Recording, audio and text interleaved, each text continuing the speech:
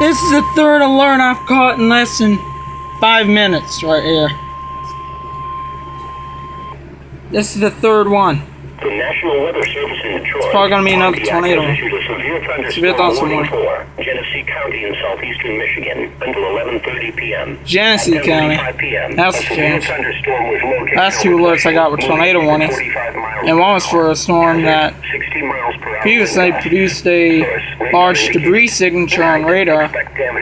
So they called it a large and extremely dangerous tornado. CLIO around 10:40 p.m.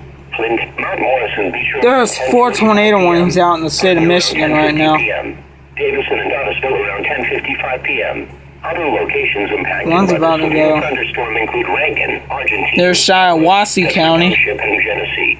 A tornado watch remains in effect until 3 a.m. for southeastern And then Michigan. that's the warning that had previously been a PDS warning for Tuscola County. Following county, Genesee, Michigan.